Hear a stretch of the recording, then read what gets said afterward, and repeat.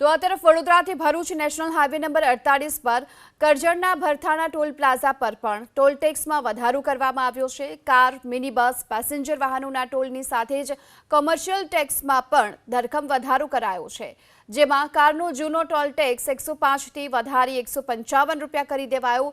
FASTag વગરની કારનો toll tax 155 થી વધારી 310 રૂપિયા કરાયો છે અને બીજી તરફ મિની બસ, મિની ટેમ્પોના ભાવ વધારી 180 થી 245 રૂપિયા કરી દેવાયા, જ્યારે ફાસ્ટેગ વગરની મિની બસ, મિની ટેમ્પોના ટોલ ટેક્સ 270 રૂપિયાથી વધારી 490 રૂપિયા કરી દેવાયા છે।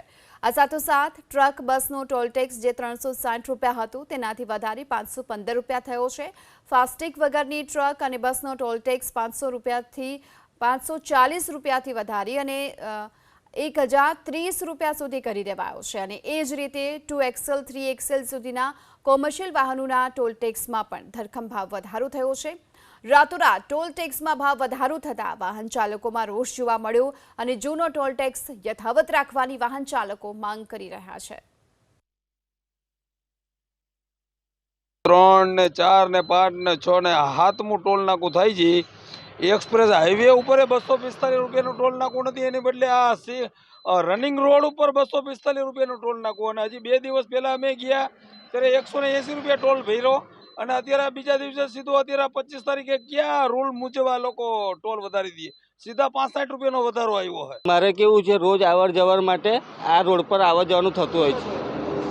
105 રૂપિયા અત્યાર સુધી, કાલ રાત્રે સુધી ટોલ ટેક્સ હતો, પણ અત્યારે થઈ ગયો છે 155 રૂપિયા।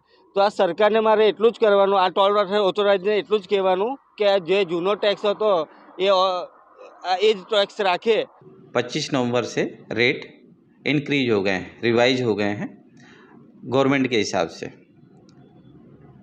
उच्च अधिकारियों द्वारा ये निर्देशित किया गया है, तो हमने जो है मीडिया को भी सबको बता दिया है और सभी लेन पे न्यू पोस्टर भी लगा दिए हैं नए रेट के, जिससे कि जनता को सबको पता चल जाए कि रेट रिवाइज हो गए।